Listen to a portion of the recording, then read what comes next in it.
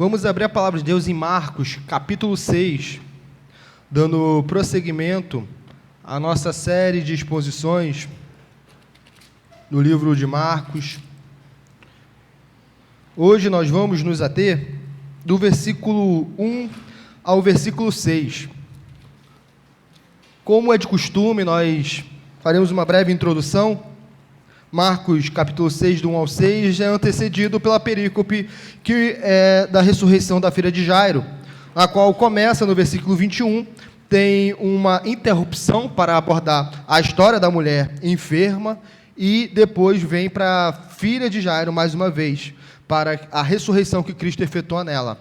E antes disso, nós pegamos no versículo 1 ao versículo 20, a cura do demoniado, Gerazeno, e antes o presbítero Vinícius trouxe Jesus acalmando a tempestade. Então nós vemos Jesus exercendo o seu poder, nós vemos Jesus exercendo o seu poder sobre a tempestade, nós vemos Jesus exercendo o seu poder sobre o demoniado, Gerazeno, exercendo a sua natureza divina sobre essas duas ocasiões. Nós vemos Jesus exercendo o seu poder sobre a morte e sobre a enfermidade. E é interessante que nesses últimos versículos, ou melhor, nas últimas perícopes, ainda mais nessa questão da filha de Jairo e da mulher enferma, há algo muito interessante, que é a fé. Pois no versículo 28, do capítulo 5, a mulher enferma, ela diz o quê? Se eu apenas de tocar as vestes, ficarei curada. E Jesus, no versículo 34, após ela receber a cura, Jesus diz o quê? Filha, a tua fé te salvou, vai-te em paz e fica livre do teu mal. Enquanto isso, no versículo 36, o que Jesus diz para Jairo? Não temas, crê somente. Então, nós vemos o capítulo 5, esse triunfo da fé. E é assim que termina o capítulo 5, a fé triunfando. Contudo, no capítulo 6, nós vamos ver a incredulidade. E no versículo 1 ao versículo 6, a incredulidade já é posta em cena no Evangelho de Marcos. No versículo 7 ao versículo 13, Jesus vai dar instrução aos apóstolos, aos 12, para irem pregar, e no capítulo 14, meio que como se fosse uma resposta, de maneira indireta, é a incredulidade por parte do rei Herodes. Então, o capítulo 6 de Marcos vai abordar a incredulidade de forma mais enfática, delineando a incredulidade. E no versículo 1 ao versículo 6, a incredulidade é onde? A incredulidade é em Nazaré, onde Jesus nascera, onde Jesus crescera. E depois nós vamos ver como isso é respondido pelo nosso Senhor Jesus Cristo. Vamos ler do versículo 1 ao versículo 6 de Marcos, capítulo 6. Marcos, capítulo 6, verso 1 ao verso 6. Diz assim a palavra de Deus: Tendo Jesus partido dali, foi para a sua terra, e os seus discípulos o acompanharam. Chegando o sábado, passou a ensinar na sinagoga, e muitos ouvindo-o se maravilhavam, dizendo: De onde vem a estas coisas? Que sabedoria é esta que lhe foi dada? E como se fazem tais maravilhas por suas mãos? Não é este o carpinteiro, filho de Maria, irmão de Tiago, José, Judas e Simão? Não vivem aqui entre nós suas irmãs? Escandalizavam-se nele. Jesus, porém, lhes disse: Não há profeta sem honra, senão na sua terra, entre os seus parentes, na sua casa. Não pôde fazer ali nenhum milagre, senão curar uns poucos enfermos, impondo-lhes as mãos. Admirou-se da incredulidade deles, contudo percorria as aldeias circunvizinhas a ensinar. Versículo 1, tendo Jesus partido dali da onde Jesus estivera na perícope anterior, ele foi para a sua terra. Que terra é essa? Aqueles que estão com a ara em suas mãos, e outras versões também, o subtítulo já para a compreensão e estudo também está assim: Jesus prega em Nazaré, rejeitado pelos seus. Mas como que nós sabemos que é Nazaré? Nós sabemos que é Nazaré porque Jesus está na sua terra. Mas Jesus nasceu em Belém, mas Jesus ele é reconhecido como Jesus de Nazaré. Porque Jesus só nasceu em Belém. Ele nasceu em Belém, mas ele viveu em Nazaré. É Jesus o Nazareno. Isso está muito bem exposto nos primeiros capítulos de João, do Evangelho de João, onde pergunta: pode o Messias vir de Nazaré? Jesus, ele é nazareno. E Nazaré, meus irmãos, para nós termos uma noção, não é uma cidade muito importante. Na verdade, é uma cidade, como nós bem sabemos, desprezada pelos judeus. Os judeus não achavam Nazaré essas coisas. Alguns dizem que Nazaré era tão pequena, que deveria ter entre 500 a 1.000 pessoas. Era uma cidade muito pequena. E isso vai ficar claro para a gente, porque essas pessoas vão dizer o nome de Jesus. Ou melhor, o nome dos parentes de Jesus. É quase uma aldeia, é um lugar minúsculo. E é nesse lugar em que Jesus cresce. E é para onde Jesus vai pregar o Evangelho. Jesus, então, ele se dirige à sua terra, mas só que Jesus, ele não se dirige à sua terra da forma como ele partiu, porque ele partiu, como nós vemos só, afinal de contas, ele vai fazendo discípulos na Galileia. Discípulos aqui, quero dizer, os 12. Jesus vai formar o colégio apostólico, como foi pregado pelo reverendo Ricardo, exposições passadas. Jesus, enquanto ele parte só, se assim podemos dizer, agora ele volta com discípulos. Ele parte como mais um. Mais um. E nós vamos ver que Jesus, ele era apenas mais um ali. Esses evangelhos apócrifos e outras literaturas que vão falar que Jesus, por exemplo, ressuscitou um passarinho quando criança, essas coisas, isso não tem base bíblica nenhuma. Nenhuma base bíblica isso tem. Na verdade, quando nós vemos a Bíblia, do versículo 1 ao versículo 6, ainda mais aqui em Marcos, Jesus viveu antes do seu ministério ser inaugurado como uma pessoa extremamente comum. Ele começa a exercer o seu ministério depois do batismo de João Batista. Isso espanta a nós, e espanta mais ainda esses de Nazaré. Ele chega com seus discípulos que o acompanham, como se Jesus fosse um rabino, e isso vai espantá-los. E é interessante porque Nazaré também não ficava muito isolado.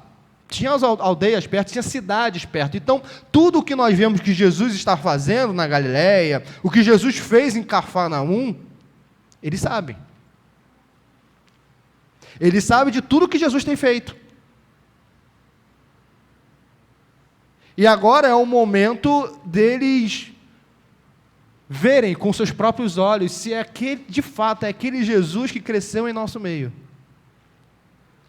Isso fica mais explícito em Lucas capítulo 4, que também é um texto paralelo e provavelmente é a mesma ocasião, em que Lucas vai ser muito mais detalhista, pois Lucas vai ainda não só falar da sua terra, mas ele vai delimitar, ele vai dizer Nazaré, e vai mostrar qual era o conteúdo do sermão de Jesus, porque aqui só diz o quê? Passou a ensinar na sinagoga. Marcos não tem o intuito de dizer o que foi, mas contrapartida, Lucas diz que Jesus, o sermão de Jesus estava baseado em Isaías. E que Jesus pega a profecia de Isaías e diz que a profecia de Isaías se cumpriu naqueles dias, porque ele era o objeto da profecia, ou seja, a profecia falava a respeito dele. Mas Marcos não tem esse propósito aqui. Marcos aqui quer mostrar como que ele veio para os seus e os seus não receberam. E chegando o sábado, passou Jesus a ensinar onde? Na sinagoga, o lugar costumeiro que nós já estamos vendo desde quando a congregação expôs Atos dos Apóstolos, onde os judeus se reúnem para aprender da palavra de Deus. E onde que Jesus ensina? Aqui nessa ocasião, na sinagoga. E quando? Quando que é isso? No Shabá, ou seja, no 7º dia. E muitos, ouvindo, se maravilhavam. E aqui é interessante que vai haver uma quebra de expectativa, tanto do que vem anterior, ou seja, dessa cura, dessa expulsão de demônios, da ressurreição, vai vir essa quebra, como nós lemos, ou seja, da incredulidade reinando, como vai vir essa quebra de expectativa dentre os próprios cidadãos de Nazaré. Pois, em primeiro momento, qual é a recepção deles? Eles ficam maravilhados. Afinal de contas, o verbo encarnado está pregando. Não tem como alguém ouvir Cristo pregar e não ficar maravilhado. Mas só ficar maravilhado com a pregação não é suficiente. Só ter essa admiração não é suficiente. Por quê? Porque o que vai passar no coração após esse primeiro instante de admiração? O que vai passar no coração? E aqui vai ficar exposto que a admiração, ela vem porque ela é uma resposta completamente adequada e inescapável de alguém que ouve Jesus pregar. A pessoa fica admirado. Mas como um indivíduo responde àquilo que está sendo pregado, isso é diferente. Como que eles vão responder? Eles vão responder com fé? Ou eles serão pedantes? Ou eles serão incrédulos? Eles começam com as suas séries de indagações. De onde vem a este? A este aqui, eles não falam Jesus. Eles cresceram com Jesus. Ou melhor, muitos deles viram Jesus crescer no meio deles. Mas há aqui a forma do discurso de um afastamento. De onde vem a estas coisas? A pergunta é, como que Jesus aprendeu isso? Não é essa a pergunta. É aquele desprezo que, quando, por exemplo, há uma desavença em um meio, em que há um amigo comum, fala assim, aquele seu amigo fez isso, você não quer nem se referir à pessoa que te ofendeu. E é isso que está acontecendo aqui, eles vão ficar ofendidos com Jesus. De onde vem a estas coisas? Ou seja, Jesus saiu do nosso meio, como vai mostrar aqui, que sabedoria é esta que lhe foi dada. Ele saiu do nosso meio, nós sabemos, ele cresceu aqui. Ele saiu do nosso meio, mas ele não foi para uma escola rabínica. Ele não foi aprender aos pés de Gamaliel. Ele não foi aprender com os grandes fariseus da nossa época. Não, não. Da noite para o dia, esse Jesus começou a pregar. Como que ele aprendeu tudo isso? E nós podemos inferir que Jesus, ainda mais Jesus sendo a sabedoria encarnada, e em Provérbios está escrito que aquele que é sábio, ele não fala muito, aquele que é sábio, ele sabe frear a sua língua. Nós podemos inferir que Jesus era um homem que falava só quando necessário. E quando não havia começado o ministério dele, ele possivelmente era um homem de poucas palavras. Ele não ficava falando desnecessariamente, a não ser quando era ocasião especial, como Jesus, quando menino, estava no templo, conversando com os eruditos da época.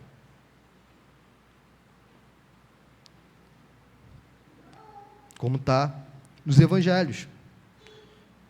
Mas eles não sabem de onde vem essa sabedoria. E eles, como judeus, são indesculpáveis. Por quê? Porque a sabedoria do profeta vem de Deus. O judeu muito bem sabia que não é como hoje em nossa época. Nós vemos no Antigo Testamento homens comuns que da noite para o dia recebem um chamado profético e são iluminados por Deus e começam a pregar. Começam a proferir as suas profecias. Eles nem sequer querem dar esse crédito a Jesus, de que ele é um profeta e que foi chamado por Deus. Não, há um menosprezo completo aqui. Um menosprezo completo. Porque um judeu sabia muito bem que não precisava necessariamente sair para estudar aos pés de líderes religiosos, não precisava. Não precisava, por exemplo, como acontece hoje, até hoje, de que alguém, para adquirir um conhecimento específico, precisa entrar em algum curso técnico, em alguma academia, como aconteceu sempre. Brasil, na época do Brasil Império, os brasileiros, quando aqui não tinha faculdade, tinham que se direcionar a Portugal, a França, para poderem estudar. E quando aquela pessoa voltava, todos os brasileiros residentes aqui sabiam que aquela pessoa saiu para estudar e voltou, obviamente, com mais conhecimento do que quando partiu. Agora, o caso de Jesus é um caso que ele não foi aprender de ninguém. E isso já é uma credencial de que ele é profeta. E nós sabemos que um dos ofícios de Cristo é ele ser profeta, mas há algo além dele ser um profeta, ele é o profeta, ele é o verbo encarnado, ele é a palavra de Deus. Mas não, eles não dão esse crédito. Eles não dão esse crédito. Perceba, eles estão aqui resistindo a evidências. Essas perguntas aqui já são perguntas pedantes. Não é aquele conjecturar para tentar encontrar a verdade. É uma pergunta para gerar um afastamento da pessoa de Cristo. Ainda que tenham sido maravilhados com a pregação de Cristo. E mais, a última pergunta do versículo 2 é o quê? E como se fazem tais maravilhas por suas mãos? Duas hipóteses aqui. Ou Jesus já estava ensinando e curando, primeira hipótese. Ou segundo, que é mais provável, que eles já sabiam que Jesus estava curando. Em outras redondezas. É como se Jesus, ele começasse pregando, e só depois ele fosse para a parte de milagres e prodígios. Tanto que isso pode ficar mais claro em Lucas, porque é como se o cidadão de Nazaré pedisse para aquele médico exercesse a cura ali também. Por quê? Porque Lucas vai delinear melhor qual é o conteúdo do ensinamento de Jesus e mais fatores envolvendo a cena. Mas é muito provável que Jesus iria curar ainda, ou já estava curando, mas antes de tudo isso, eles já estavam se indagando. Como é que esse homem aqui, que sabe tanta coisa, tem realizado prodígios por tantos lugares, em Cafarnaum, na Galileia, em tantos lugares? E eles continuam. Não é este o carpinteiro? Carpinteiro aqui é uma palavra que no grego ela pode significar tanto marceneiro, carpinteiro mesmo, quanto até mesmo alguns podem traduzir como pedreiro, ou seja, que constrói coisas. Ele é um artífice, no sentido de que ele trabalha com as mãos. É claro que, devido ao contexto ali, é muito mais provável que carpintaria fosse a profissão mais predominante em Cristo. A grande questão é que Cristo trabalha com as mãos. A grande questão é que Cristo é humilde. A grande questão é que Cristo não ficou ocioso até os seus 30 anos. A grande questão é que o Rei da Glória, o Rei dos Reis, ele não menosprezou um serviço braçal, porque a carpintaria era um serviço completamente comum. Jesus, aqui, ele é mais um carpinteiro. É comum. É um trabalho super comum que Jesus tem praticado. E isso é motivo de escândalo. Isso é motivo de escândalo. Ele era só mais um carpinteiro. Ele estava aqui, a gente poderia contratar os serviços dele a qualquer momento. E como José também era carpinteiro, como vai ficar bem escrito no livro de Mateus, é bem possível que Jesus aprendera o ofício da carpintaria com José. Então esses homens possivelmente viram Jesus com José, quando Jesus era o que nós hoje falamos, definimos como adolescência, Jesus lá para os seus 13, 15 anos, trabalhando com José. Desenvolvendo trabalho junto com seu pai. E eles viram isso. Talvez eles mesmos tivessem contratado o serviço de Cristo. Talvez eles mesmos tivessem comprado. Jesus era uma pessoa comum. Por quê? Porque ele abriu mão da sua glória. Os prodígios e milagres e maravilhas eram por um propósito, cumprir a missão do Pai e mostrar as suas credenciais messiânicas. Não era para esbanjar, não era para como muitos hoje, falsos profetas, falsos curandeiros usam como show business. O Cristo da Bíblia é um Cristo cujo ministério sempre foi envolto em simplicidade.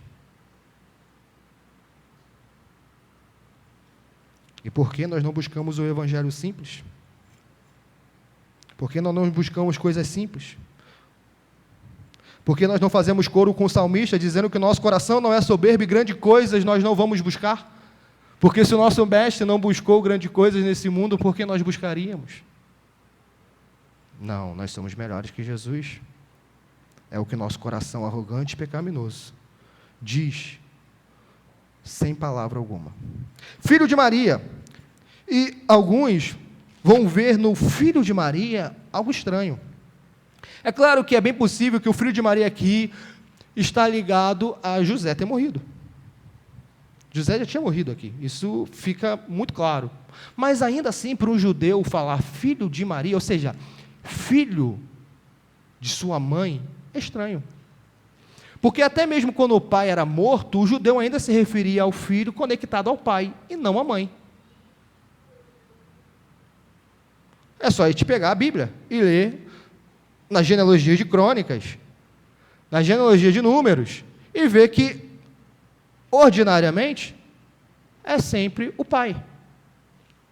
Fulano, gerou Cicrano, e Beltrano, e é sempre o pai.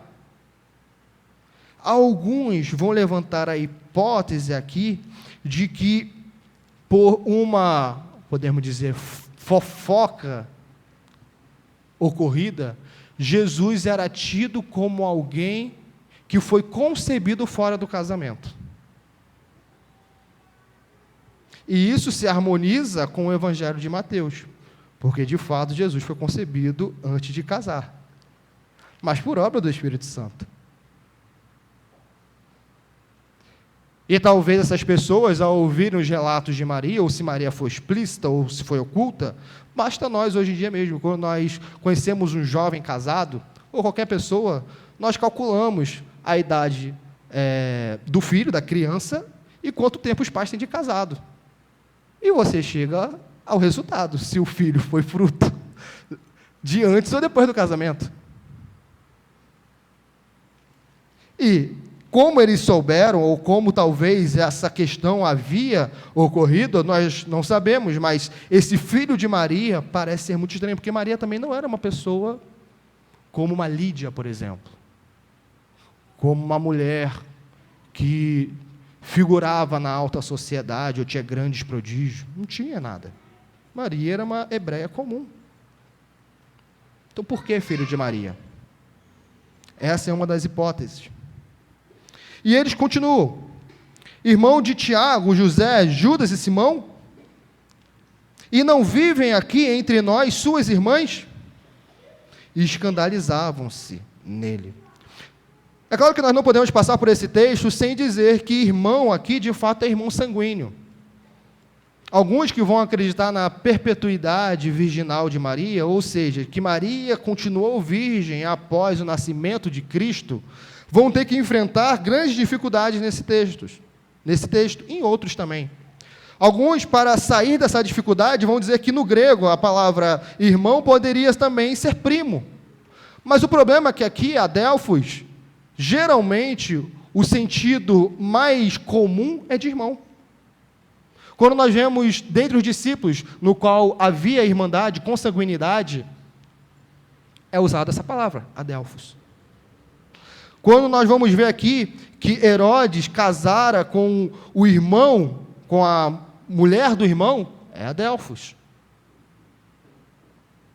Nos evangelhos, quando nós vemos adelphos, o contexto geralmente favorece de ser irmão sanguíneo. Para ser primo, o contexto tem que ser muito claro. Adelphos, geralmente, na Bíblia, nos evangelhos, está ligado a irmão de sangue.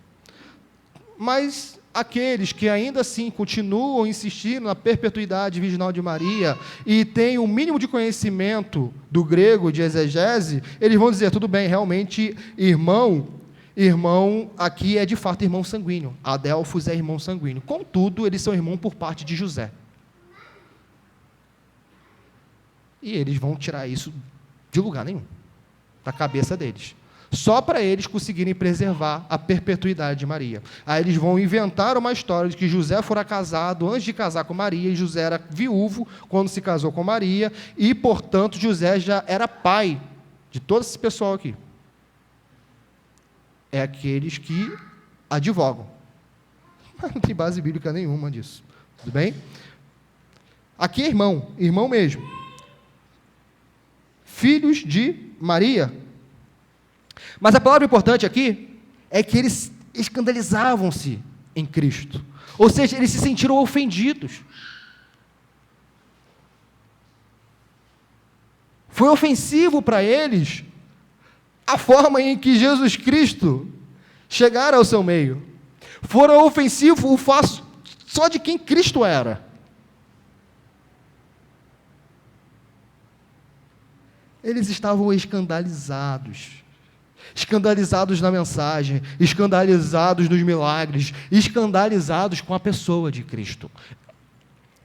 Eles estavam incrédulos. Incrédulos. Não, esse não pode ser o Messias.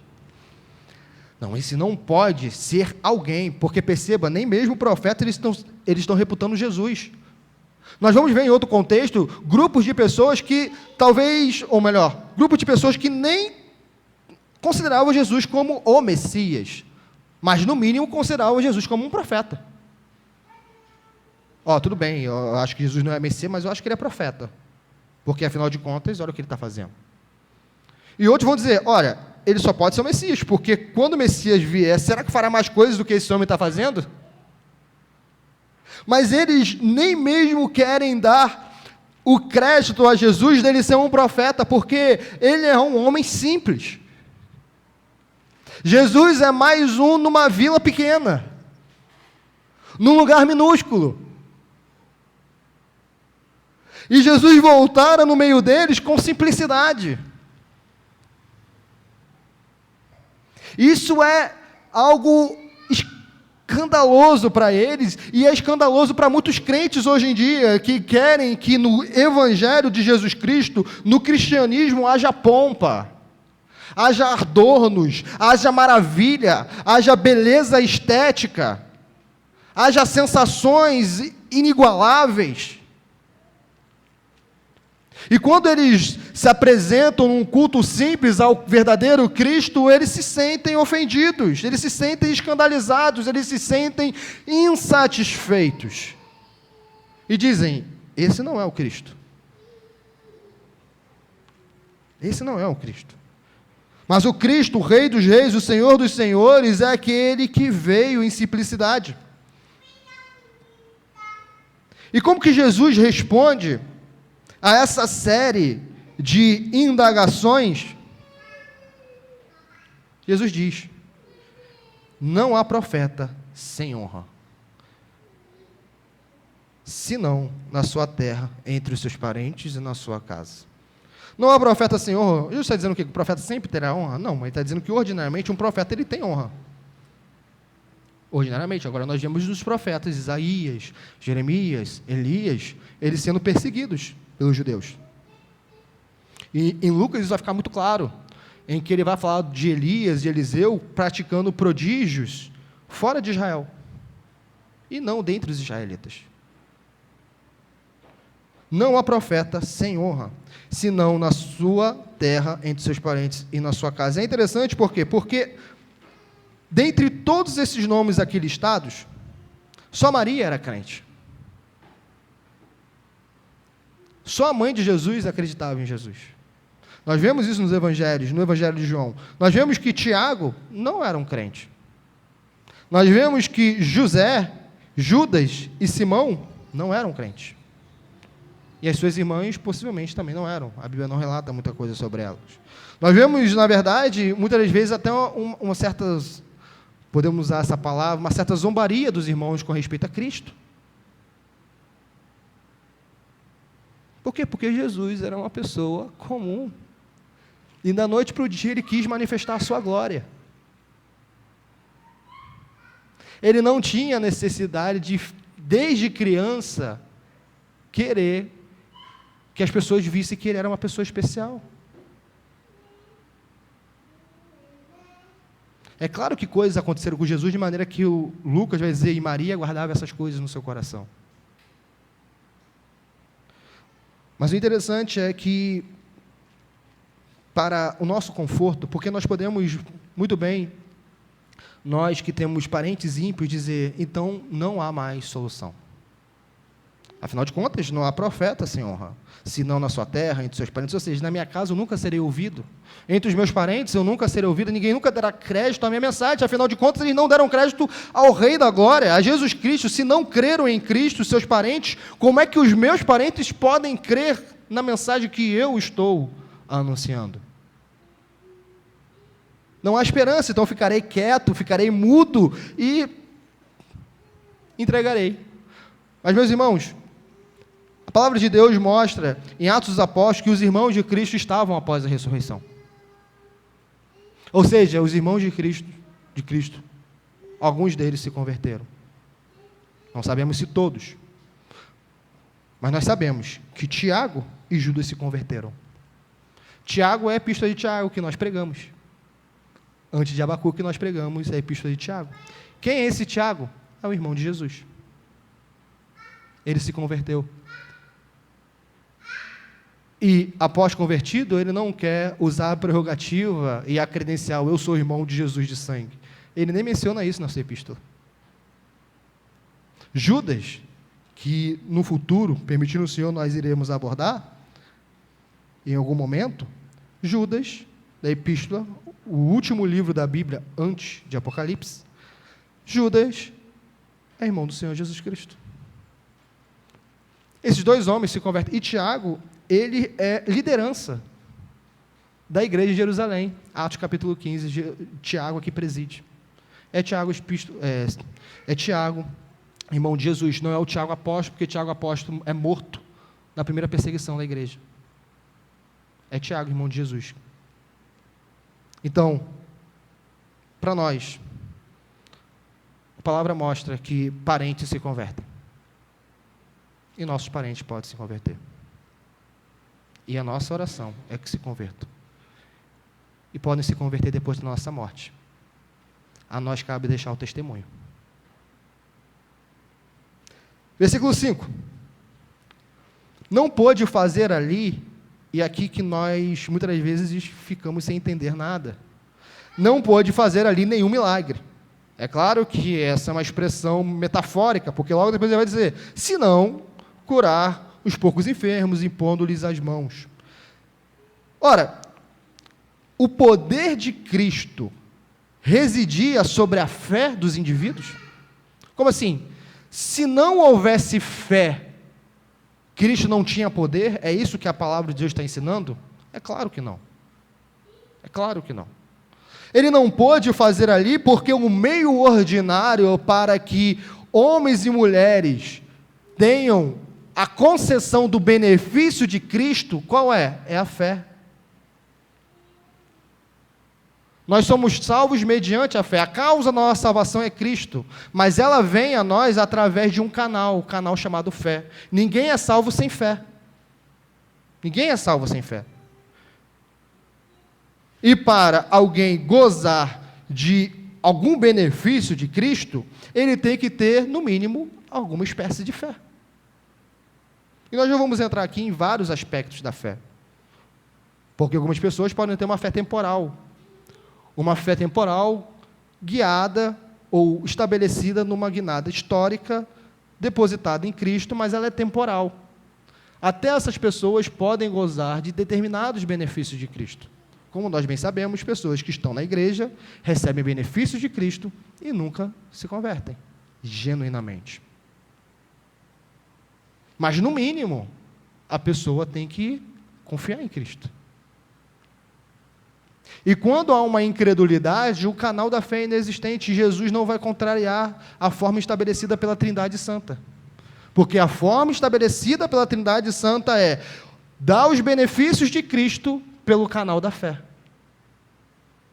Sem o canal da fé, os benefícios de Cristo não serão dados. Então é por isso que Cristo não pôde, é porque não havia fé, não havia esse canal. E se não havia esse canal, ele não iria contrariar a forma que a Trindade estabelecera. Porque Jesus é Deus, ele não pode contrariar a si mesmo. Jesus está cumprindo a missão do Pai. Está cumprindo a missão do Pai. E se aquelas pessoas não tinham fé, não eram ovelhas dele. E ele faz só alguns milagres, só algumas coisas. Cura alguns, poucos enfermos, impondo-lhes as mãos. Ou seja, é bem possível que alguns tivessem fé. Mas era pouquíssimo. Pouquíssimo. E a incredulidade era tamanha, mas tamanha, que o versículo 6 vai dizer: admirou-se da incredulidade deles. Quem? Jesus se admirou da incredulidade dos habitantes de Nazaré. Nós vemos a mulher enferma dizendo: se eu apenas lhe tocar as vestes, ficarei curada. Nós vemos Jairo dizendo: ó, minha filha está morta, vem, põe a mão sobre ela para que seja salva e viverá. Pessoas com confiança. Pessoas que tinham fé em Cristo. E qual é o contraste? Enquanto essas pessoas, esse grupo de pessoas, tinham uma fé em Cristo, depositavam esperança em Cristo na sua própria terra natal, o que reinava? Reinava a incredulidade. Por quê? Porque Cristo era apenas, aparentemente, ou seja, aos olhos, mais um como eles. Porque a fé cristã não é por vista. Porque se é por vista, já não é fé.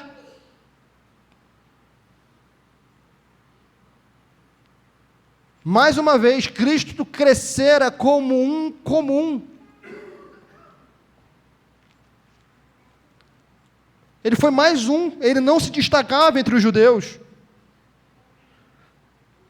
Ele só foi se destacar quando a sua missão começou. E eles não queriam isso, eles queriam alguém que possivelmente desde pequeno, desde criança, fizesse maravilhas, lhes dessem tudo o que quisessem, não fosse apenas um mero carpinteiro,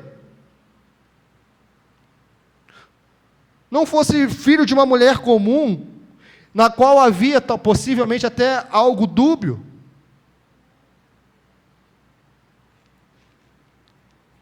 Não. Tanto é que uma das falas em outro evangelho dos judeus é: ora, quando o Messias vier, nós não sabemos de onde ele virá, mas esse nós sabemos de onde ele veio. Era conhecido entre os judeus. Era falado que o Messias virá de um lugar que ninguém sabe, ao mesmo tempo que vem de Belém, mas também de onde virá. E de fato, Jesus cumpriu isso, porque Jesus veio do céu. Mas eles não creram. Jesus mostrou que veio do céu, mas eles não creram. Por quê? Porque a natureza divina, a pessoa divina, precede a sua existência humana. A pessoa divina precede a natureza humana que ele pegou para si. De forma que na encarnação, ele se tornou Deus e homem, mas ele existia antes da encarnação. Admirou-se da incredulidade deles. E Lucas vai mostrar um relato muito mais conturbado, em que Marcos só quer aqui ressaltar a incredulidade. E o que Jesus faz? Jesus percorre as aldeias circunvizinhas a ensinar. Por quê? Porque a incredulidade deles só mostrava que eles não eram suas ovelhas. Não eram suas ovelhas.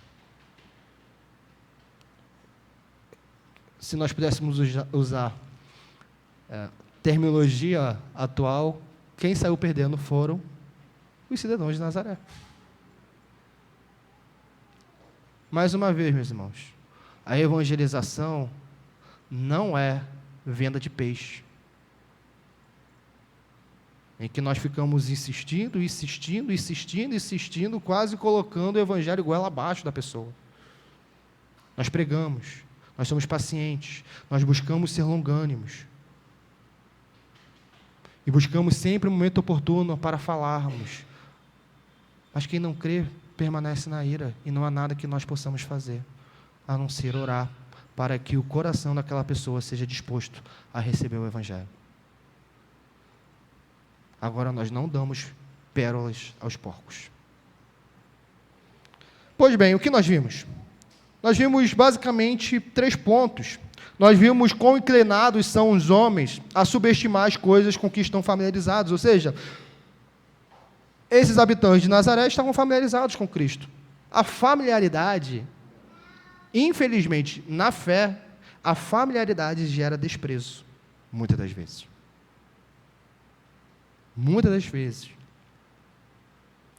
Desprezamos uma pessoa, o ensino que ela traz, não porque não é bíblico, mas porque, afinal, eu conheço essa pessoa. Eu sei quem é ela. Nós vimos também quão humilde foi a posição de nosso Senhor, pois ele ocupou um serviço comum para a época. Ele trabalhou com as suas próprias mãos. Ele não nasceu num palácio e tinha servos para fazer tudo para ele. Nós vimos também quão excessivo ou quão excessivamente pecaminoso é o pecado da incredulidade. E qual aplicação nós podemos ter dessa perícope, desses versículos? Porque nós, muitas vezes, temos o quê? Um passo atrás. E nós achamos que apenas eles são incrédulos. Mas será que nós somos incrédulos? Será que em nós, muitas das vezes, tem essa raiz de incredulidade? Antes de nós acharmos que era algo somente deles, lembremos, eles são povo de Deus de forma de aliança. Eles são judeus. É dentre os judeus que tem a incredulidade. E hoje em dia, é dentre os cristãos que tem incredulidade. O nome de Cristo é blasfemado entre os ímpios, porque antes ele é blasfemado entre os crentes. Com chocarrices, com falas impensadas e com comportamentos indecorosos. Mas qual aplicação nós podemos ter? Primeiro, meus irmãos, nós precisamos fazer uma indagação.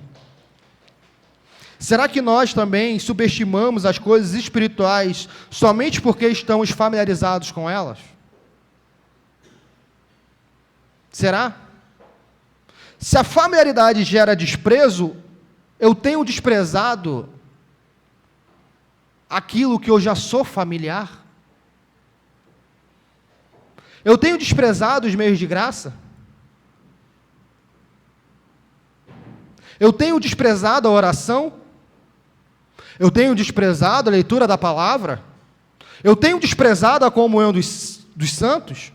Eu tenho desprezado a esperança da glória? Eu tenho desprezado colocar toda a minha mente debaixo do senhorio de Cristo, somente porque eu sei que Ele é rei de qualquer maneira? Eu tenho desprezado as ordenanças divinas, porque eu já sei? Eu tenho desprezado a doutrina, e ouvir a doutrina, afinal de contas, eu já conheço? Não, quando eu tinha acabado de me converter, eu era muito mais religioso, eu queria muito mais ouvir, mas agora eu já conheço. Então eu desprezo o que é familiar, mas eu tenho a audácia de falar, não, isso não é incredulidade. Não, não é incredulidade. É incredulidade. Quando nós desprezamos os benefícios de Cristo, nós desprezamos o próprio Cristo. Quando nós desprezamos as ordenanças de Cristo, nós desprezamos aquele que ordena. Ou busquemos nós estarmos diante de um juiz em uma audiência oficial e desprezemos o que o juiz fala, para ver o que vai acontecer conosco. Não, juiz, eu só estou desprezando a sua palavra, o que o Senhor está dizendo, mas o Senhor eu não estou desprezando, de maneira alguma.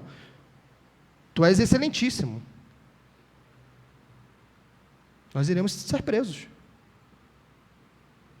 Mas na nossa mente humana e carnal, nós acreditamos que podemos desprezar a ordenança de Cristo, desprezar a pregação de Cristo, desprezar a comunhão dos santos, desprezar tudo aquilo que Cristo nos deu, tudo aquilo que Cristo nos ensinou e dizer, não desprezo Cristo, eu não desprezo as coisas espirituais, eu não desprezo, não. Todos os dias o sol nasce, todos os dias o Senhor tem me dado saúde, mas eu continuo desprezando, mas não. A incredulidade era só em Nazaré. No meu coração há muita credulidade, mas eu vivo como os ímpios. Porque se nós vamos ver os heróis da fé em Hebreus 11, no qual eles viviam não pelo que viam, mas viviam por aquilo que criam, de maneira que a fé é naquilo que nós não vemos. A fé é acreditarmos que Deus é galardoador dos seus. Nós vemos essa fé de Hebreus 11 sendo uma fé operosa. Se Noé creu em Deus, então Noé vai construir a arca. Noé não pode dizer, eu creio em Deus, e Deus fala, vai vir dilúvio, mas Senhor, eu não vou construir. Abraão não pode dizer, eu creio em Deus, e Deus fala, sai da sua parentela, e Abraão não sai. E por quê? Jesus deu os seus ensinamentos, deu as suas ordenanças para nós, e nós a desprezamos e dizemos ainda que temos fé nele. Que fé é essa? Que hipocrisia reinante tem em nosso coração? Porque a Bíblia mostra, nós vimos no livro de Tiago o que é fé, nós vimos no livro de Romanos o que é fé, nós vemos no livro de Hebreus o que é fé, nós vemos a palavra de Deus delimitando e dizendo o que é fé. Fé não é sentimento, fé não é meramente sentir uma emoção ouvindo uma música, fé não é pensamento positivo, fé não é acreditar que Deus vai te dar um emprego melhor, fé não é acreditar que você não vai ter doença, fé não é acreditar que a sua família vai ficar sempre bem. Isso não é fé. Fé é depositar a sua confiança unicamente em Cristo para a sua salvação e para a sua vida. Isso é fé, é ter o Senhor como Salvador e como guia, e como norte, como âncora da sua alma. Se não há isso, não há fé, ou há uma fé muito débil, uma fé que muitas das vezes pode ser considerada como nada, uma fé que a gente pode pegar e jogar no lixo, porque é semelhante à fé dos demônios.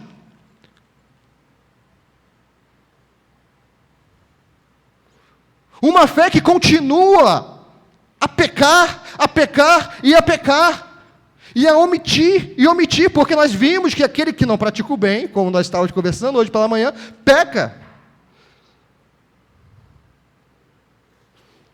E quem vive pecado, João vai dizer, quem vive pecado não crê, não ama.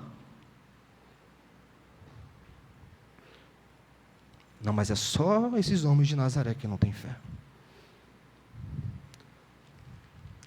Pois bem, se Jesus, segundo ponto, se Jesus perscruta hoje a nossa alma, se Jesus hoje, e Ele perscruta, Ele agora está perscrutando nossas almas, como sempre o faz. Ele vai ver fé? Ou Ele vai se admirar com tanta incredulidade? Porque depois de tantos benefícios, continua a rebelião. Rebelião é incredulidade. Rebelião é incredulidade. Deus fala, e nossos ouvidos são surdos. Nossa vida não muda. Nossa vida não muda.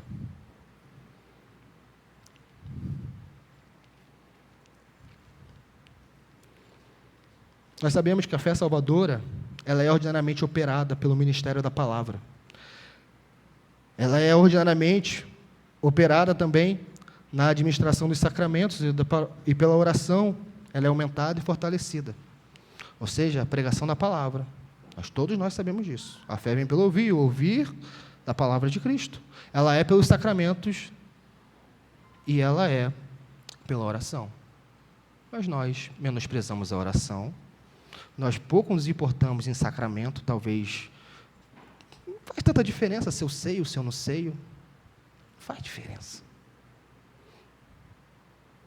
Não, Jesus fala que para a gente comer dele é uma ordem.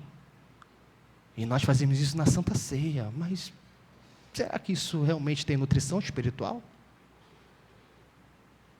Não, mas eu debato. Teologicamente eu debato com aqueles que acreditam que a ceia é só uma memória.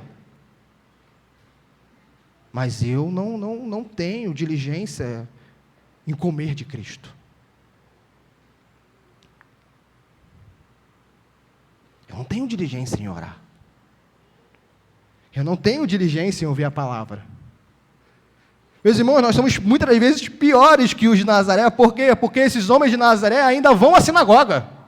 Nós nem mesmo na sinagoga vamos, ou seja, nem à igreja nós vamos. Somos piores. Porque no mínimo eles foram e se maravilhavam por um milésimo de segundo, mas nós nem damos à nossa alma esse privilégio. Porque a igreja é nada. A comunhão dos santos é nada. Jesus ter morrido para fazer de todos nós um só povo é nada. O que está em Efésios 3 é nada. O que está em toda a epístola de João é nada.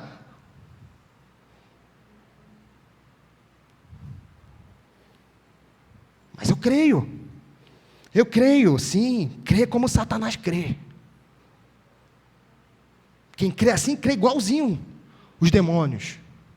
Continue assim, terás o mesmo destino deles.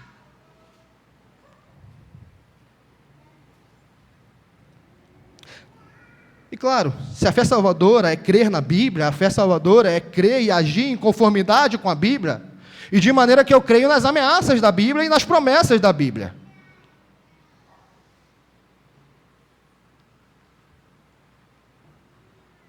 Usando o que foi dito hoje pela manhã, Jesus disse para nós sobre a soberba e tudo mais, sobre a soberania de Deus, para nós não turbarmos o nosso coração, não ficarmos ansiosos pelas vicissitudes da vida e confiarmos nele, porque é uma promessa.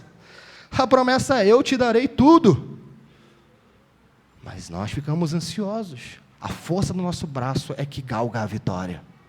E eu digo, eu creio, mas Jesus falou: se você crê, então não andes ansioso. Não andes. Tu crê? Tu crê? Então por que ansias? Porque está ansioso.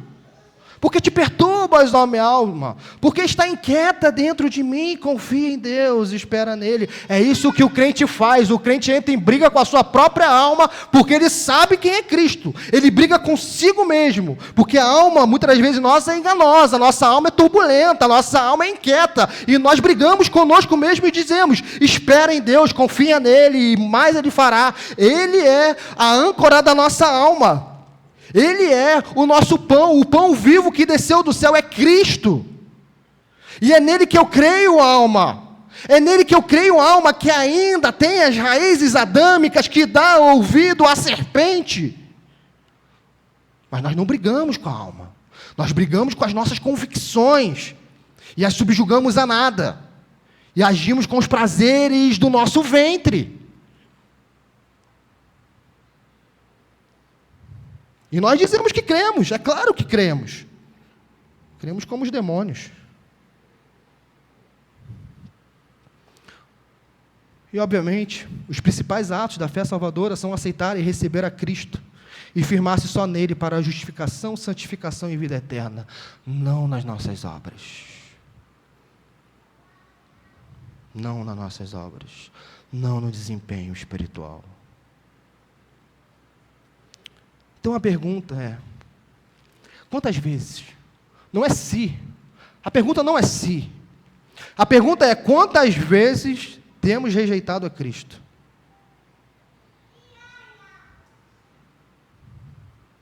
Quantas? Quantas vezes a Bíblia ficou fechada? Quantas vezes a oração foi frívola? Quantas vezes era um momento maravilhoso de compartilharmos o Evangelho e as nossas bocas cerradas ficaram, nenhuma palavra saiu. Quantas vezes veio a angústia e nós recorremos a Cristo e não ao entretenimento. Quantas vezes Cristo foi o descanso da nossa alma depois de um dia cansativo e não a televisão?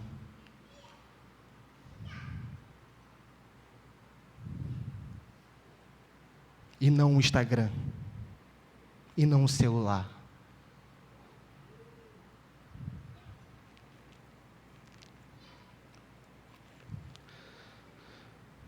Por que nós muitas vezes não temos o exercício de fé verdadeira? Porque o Evangelho é simples demais.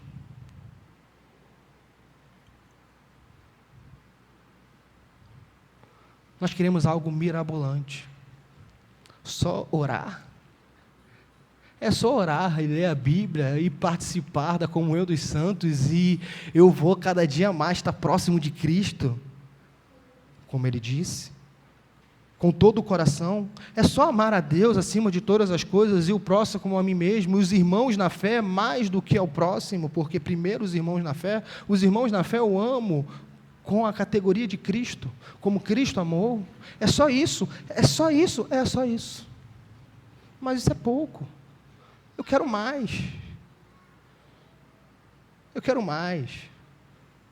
Vamos, faz algum evento na igreja, faz alguma coisa diferente.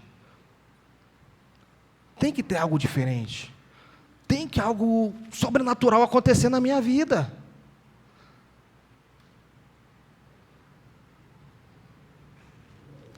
É só isso. Essa ordinariedade é daqui até o céu, é só isso. Ir para culto, reunião de oração, orar, ler a Bíblia, é só isso. Sim, é só isso. É só isso. Quer mais? Vai para a religião falsa. Quer mais? Saia da igreja. Vai para a falsa religião que tem mais. Tem imagem para você adorar, tem batuque para você dançar, tem coisas para te entreter, tem falsas manifestações para você ficar arrepiado.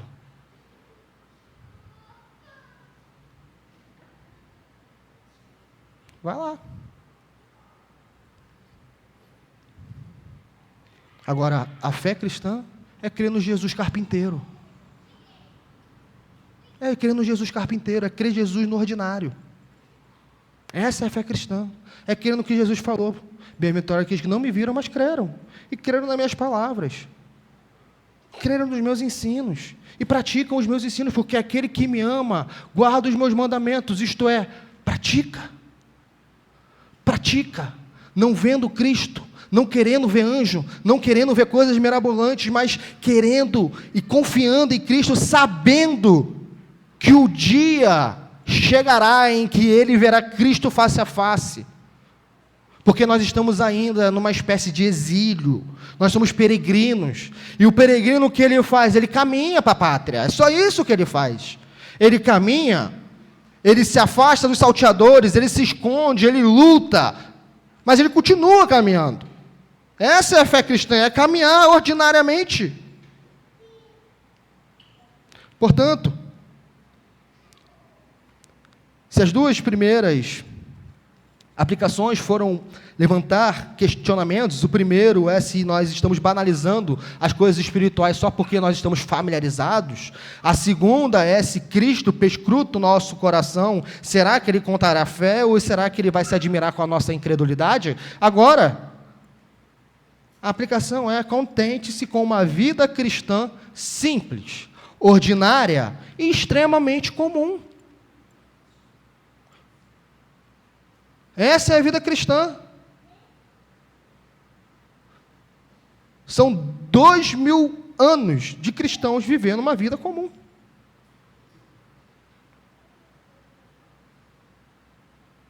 Nós costumamos, por exemplo, fantasiar algumas épocas da vida. A época da reforma, sim, foi um grande agir de Deus, mas quem estava vivendo no comum. Lutero estava com medo de ser morto. Calvino foi expulso de Genebra. Os puritanos foram perseguidos.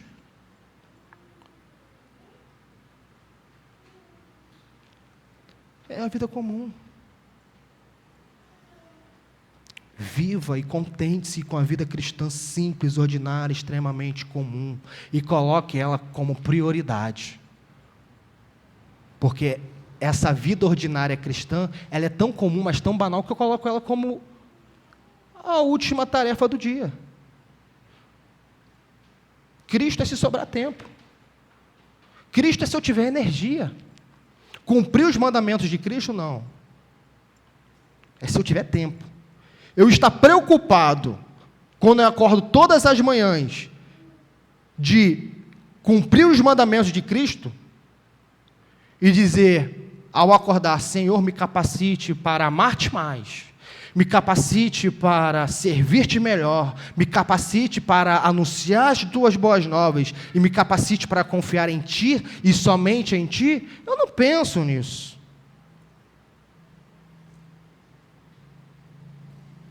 Se eu penso nisso, é só os domingos. Eu trato Deus de segunda a sábado como mordomo. Faça isso, faça aquilo, eu quero um emprego melhor, eu quero isso, eu quero aquilo outro, eu quero isso. Aquela coisa assim, eu estou pedindo há muito tempo e o Senhor não tem me dado. O Senhor não tem me dado aquilo.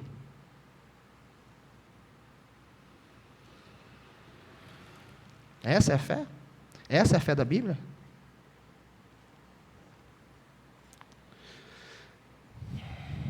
E por último, nós podemos estar como esses homens e mulheres de Nazaré, e possivelmente nós estamos.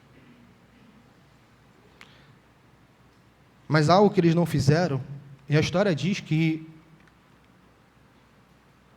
alguns relatos históricos confiáveis vão dizer que Nazaré só foi ter uma igreja no 4º século depois de Cristo. Ou seja, ficou séculos hostis a Cristo.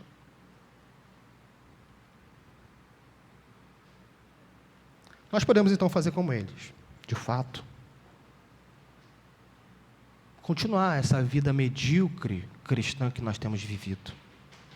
Essa mediocridade que nós todos os dias damos a Deus e achamos que Ele está recebendo, porque, afinal de contas, eu estou fazendo mais do que a maioria. Esquecendo nós que a maioria vai para o inferno. Porque a porta é estreita, é apertada, é o caminho que conduz para a salvação. Então, se a sua fé é baseada pela ação da maioria, a sua ação está te conduzindo à perdição.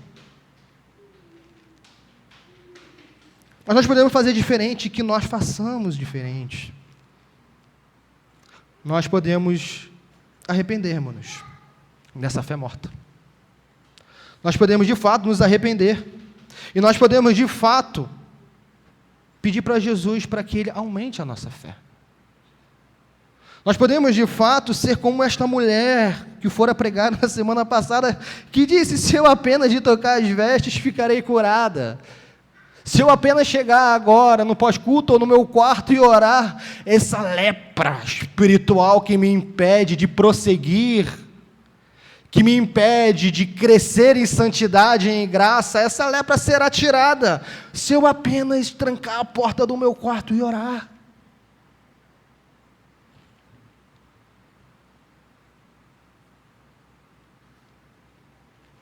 A gente pode fazer como aquele leproso que disse, Jesus, por favor, tenha compaixão, me faças ficar limpo.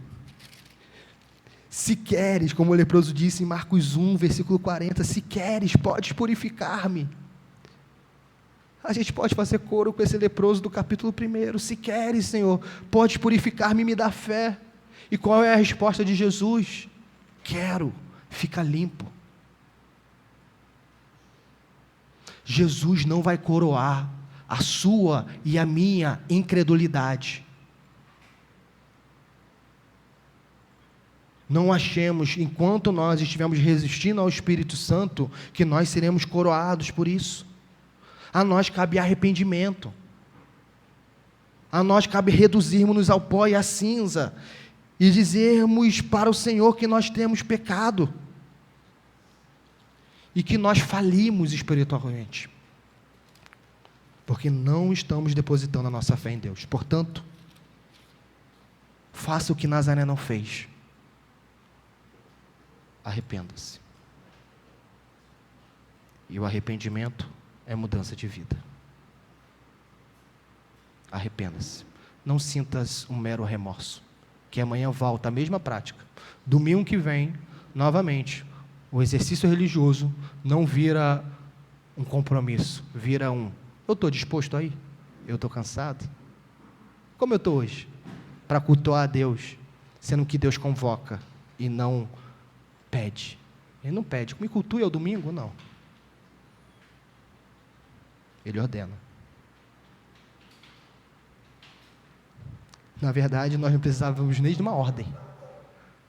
Era o nosso desejo querer cultuar a Deus todos os dias. Porque aquele que ama, aquele que está grato, quer seguir Jesus. Como nós vimos na expulsão do Gerazeno. Mas nós somos ingratos e nós somos incrédulos. Que nos arrependamos de tudo que nós ouvimos que gere arrependimento. Se não, continuemos a exercer essa fé demoníaca. E vemos onde isso dará. Vamos orar.